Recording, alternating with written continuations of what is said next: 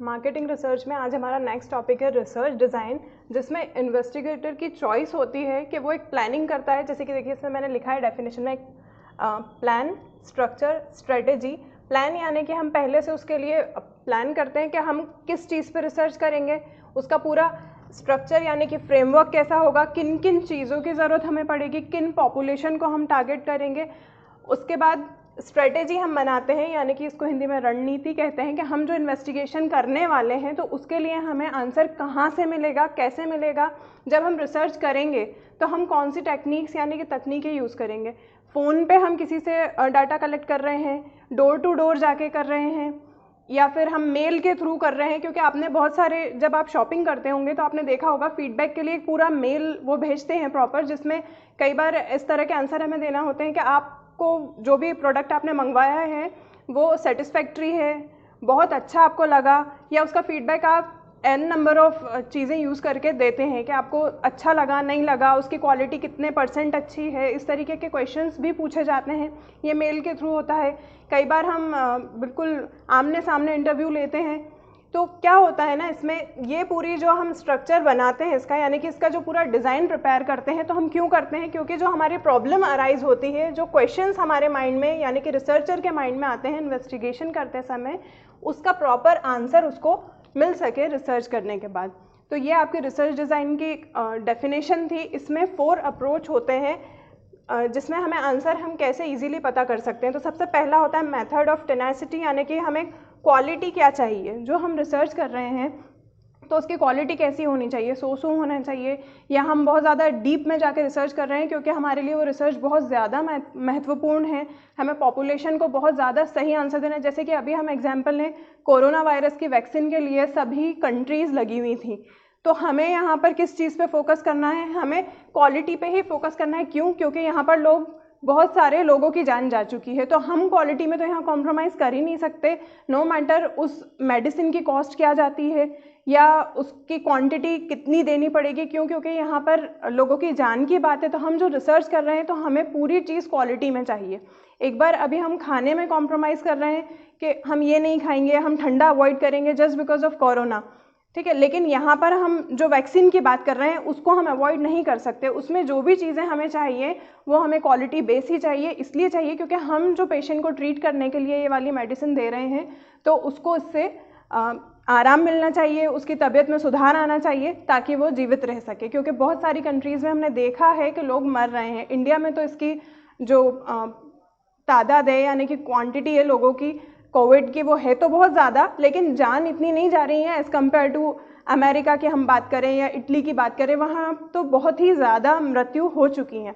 फिर नेक्स्ट इसमें आता है मेथड ऑफ अथॉरिटी, यानी कि हम जो आंसर सर्च करने जा रहे हैं, हमारी प्रॉब्लम का सॉल्यूशन ढूंढने जा रहे हैं, तो हमें कहाँ क्या होता है ना, बहुत सारी चीज़ों के लिए हमें परमिशन लेनी होती है। तो हम जिस भी जगह पर जा रहे हैं रिसर्च के लिए, तो वहाँ पर हमें अथॉरिटी है कि नहीं है, हम बिना परमिशन के नहीं जा सकते हैं। जैसे कि अभी मास्क पे लगा रखी है पाबंदी, चालान कट रहे हैं, तो वो क्या चीज़ है कि उस एरिया में या कहीं पर भी हमें बिना मास्क के नहीं जाना है, तो वो एक अथॉरिटी वाली बात हो गई। ये मैंने एक एग्जांपल दिया है, बाकी रिसर्च में भी यही होता है कि जब हम किसी भी पर्टिकुलर एरिया में जाते हैं या किसी भी पर्टिकुलर बंदे से हम बात कर रहे हैं तो हमें उसके लिए अथॉरिटी, हम ऑथोराइज हैं कि नहीं है कि हम उससे पूछें या ना पूछें, ठीक है। फिर नेक्स्ट इसमें आता है मेथड ऑफ इन्यूशन, यानी कि क्विक और रेडी। हम इस तरीके की हमारी पूरी प्रक्रिया बनाते हैं सर्च करने की कि जो हमें इजीली मिल जाए, यानी कि जल्दी से मिल जाए, और हमें तैयार मिल जाए। हमें बहुत ज़्यादा उसके लिए मेहनत से इन द सेंस ये कि ये नहीं कि हम पूरा एक ऐसी जगह पे जाके रिसर्च कर रहे हैं जिस पे हमें कुछ भी सही इन्फॉर्मेशन नहीं मिल रही है, उसके बाद भी हमें रिसर्च पे रिसर्च करे जा रहे हैं और उसका कोई कंक्लूजन हाथ नहीं आ रहा है। इसलिए हम एक ऐसा एरिया, ऐसा रीजन और ऐसे लोगों को टारगेट करते हैं, ऐसी पॉपुलेशन को टारगेट करते हैं कि वहाँ हमें थोड़ा बहुत बिल्कुल रेडी चीज़ मिल जाए, आंसर मिल जाए हमारी प्रॉब्लम के सॉल्यूशन तक पहुँचने के लिए, जो हमारे लिए क्विक भी हो और ईजी भी हो, ठीक है। उसके बाद लास्ट इसमें आता है मेथड ऑफ साइंस।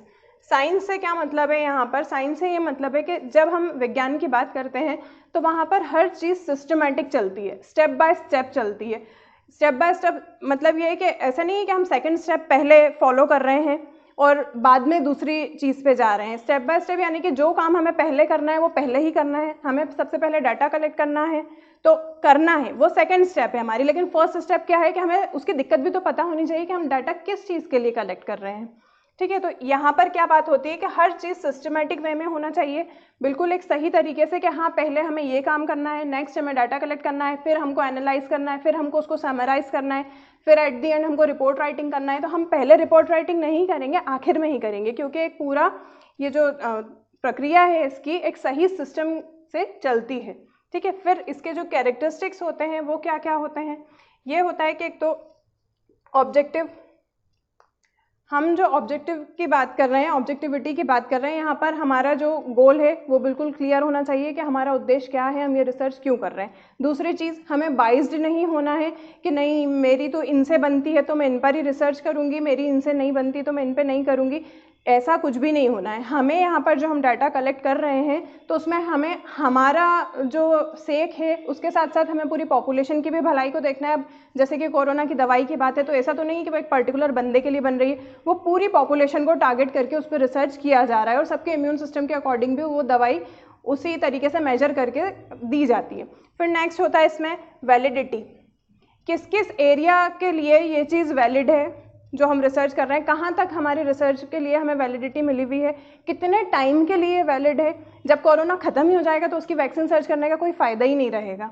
ये एक एग्जांपल है। उसके बाद रिलायबिलिटी, यानी कि ये कि जो हम रिसर्च कर रहे हैं वो जेन्युइन है या नहीं, हमें कोई गलत खबरें तो नहीं दे रहा है, उसमें कोई फॉल्स एक्विजिशन वाली बात तो नहीं आ रही है। मतलब वो कि हम जहाँ रिसर्च कर रहे हैं हमें पूरा विश्वास होना चाहिए कि वहाँ से हमको 80% सही डाटा मिल रहा है या 100% मिल रहा है। जहाँ हमें पता है कि सामने वाला हमें जो हम इंटरव्यू ले रहे हैं उसमें वो हमें सही जवाब नहीं दे पा रहे हैं तो उस पर हम रिलाई नहीं कर सकते, यानी कि विश्वास नहीं कर सकते कि ये हमें सही बात कह रहे हैं। फिर नेक्स्ट आता है इसमें जनरलाइजेशन, तो वो कितना सामान्य है, कितनी खोज जो उसकी है पहले से हो चुकी है, हम किस डाटा पे बेस्ड जो है आगे की रिसर्च प्रोसीड कर रहे हैं। तो ये वाली सारी चीज़ें रिसर्च डिज़ाइन में होती हैं। फिर वही बात आती है कि रिसर्च डिज़ाइन हम क्यों करते हैं, हम एक पूरा फ्रेमवर्क बनाते हैं रिसर्च करने के पहले कि हमें किस प्रॉब्लम का सॉल्यूशन तक कैसे पहुंचना है। ये इस चीज़ के लिए हम पूरी ये रिसर्च डिज़ाइन की मेथड जो है स्टडी करते हैं।